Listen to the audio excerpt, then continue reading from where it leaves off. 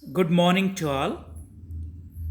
Let me now give you to a brief introduction about John Stuart Mill.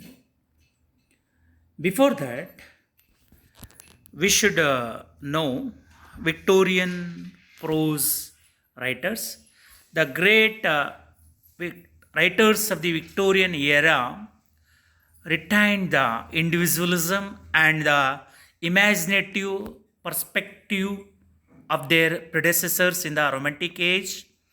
Yet it was not their intention to express a personal, highly subjective perception of life in keeping with the tone of an age characterized by sweeping social and political changes. Victorian prose carried messages of immediate and pressing social concern. Furthermore, these messages were not private theories at all, but firmly grounded in some sincere theory of the structure of society itself. Quite naturally, in an age obsessed with morality and technological development, the prose would also be built on firm principles of religion, science, and ethics. In Victorian era, we have to see different prose writers, among them Lord Thomas Babington Macaulay, John Ruskin, Newman, Huxley, Thomas Carlyle, and another important prose writer is J.S. Mill.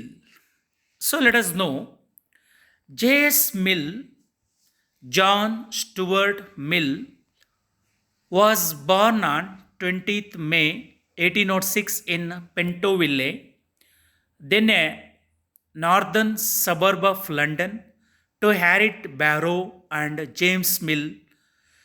James Mill, a Scotsman, had been educated at Edinburgh University, taught by, amongst others, Dugald Stewart, and had moved to London in 1802, where he was to become a friend and prominent ally of Jeremy Bentham and the philosophical radicals. John's remarkable education, famously recounted in his autobiography, was conducted with the intention of equipping him for leadership of the next generation of radicalism. For this, at least, it prepared him well.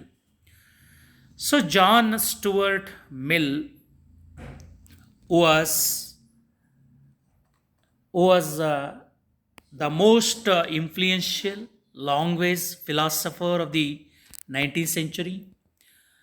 He was a naturalist, utilitarian, and a liberal whose work explores the consequences of a thoroughgoing empiricist outlook.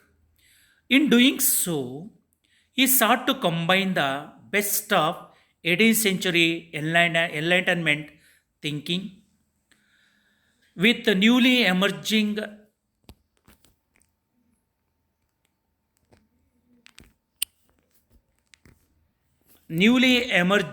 currents of 19th century romantic and historical philosophy. So he was actually a great philosopher and political economist and civil servant. When we see the Mill's writings, which set out a vision for the progress of human knowledge, individual freedom, and well being, his most well known works include On Liberty, Principles of Political Economy, Utilitarianism, and the Subject of Women. So, in addition to publishing numerous scholarly essays, Mill lived a life of active political engagement. In 1866, Mill became the first person in the history of Parliament to call for women to be given the right to vote, vigorously defending this position in subsequent debate. He was also a strong advocate of social reforms such as labor unions. Beyond his accomplishments in the political realm, Mill left his articulations of politically liberal views of society and progress as his legacies. Because he was strongly involved in many social reforms, especially for labor unions, and he wanted to give the welfare schemes for the laborers, and he wanted to get the liberty for the individuals who are living in the society. These are the important concepts you wanted to touch in his especially reign in parliament. His most and very prominent work is liberty. So about on liberty, actually on liberty, that work, it was published in the 1859. In On Liberty, John Stuart Mill sets out the classical liberal principles that ground democracies. Political thinkers in Mill's era were concerned with how much control the government should have over the actions and beliefs of individuals. In this work, Mill stresses that for society to progress and for individuals to live flourishing lives, individuals must have autonomy over their choices of beliefs and actions. Actually, in this essay, we will understand in detail about how Mill has stressed his intention, how liberty the people who have, because there is no liberty among the people in the society. That is why he stresses the importance of liberty, especially the choice of beliefs and actions of the individuals. The state can interfere if a person's actions are going to harm someone else, but if no harm will be done, then the person should have freedom to believe or act as he or she chooses. So, in this statement, we'll understand that the state can interfere if a person's actions. The state is interfering the any actions that are involved by individuals in the society. The government has interfered with them.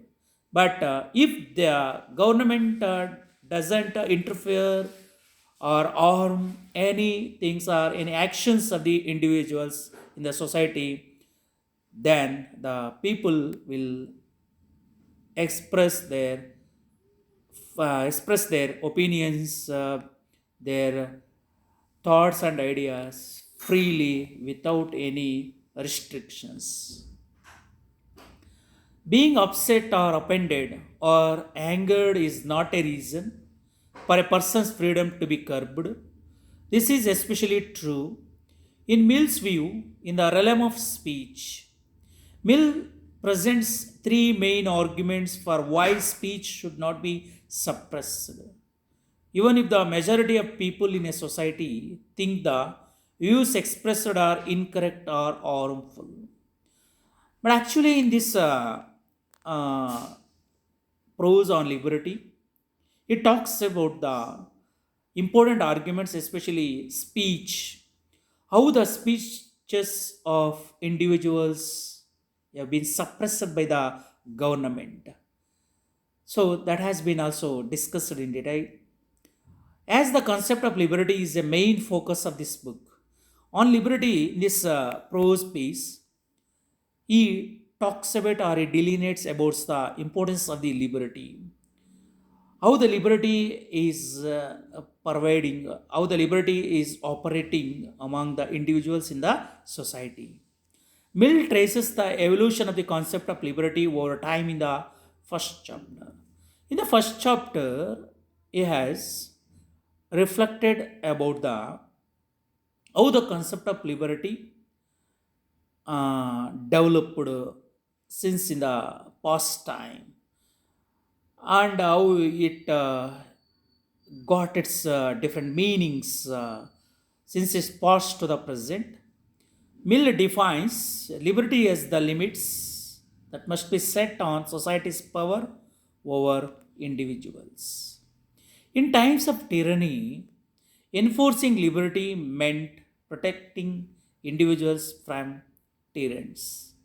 And then in times of tyranny, there was a time when the rulers who ruled as tyrants, when enforcing liberty meant protecting individuals from tyrants. However, in our times, the individual must be protected from tyranny of the majority. Tyranny of the majority, that is, the tendency of the people in the majority to impose their will, beliefs, and tastes on people in the minority.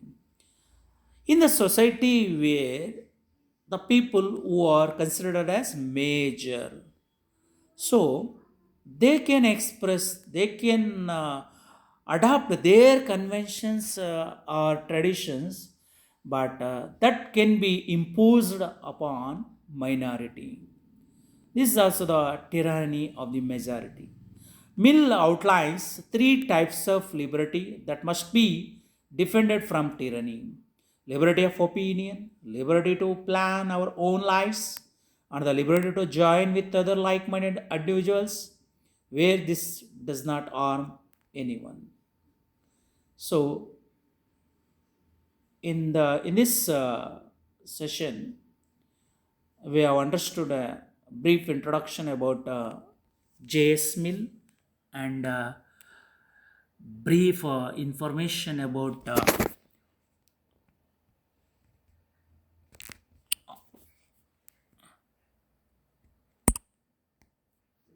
on liberty. Thank you.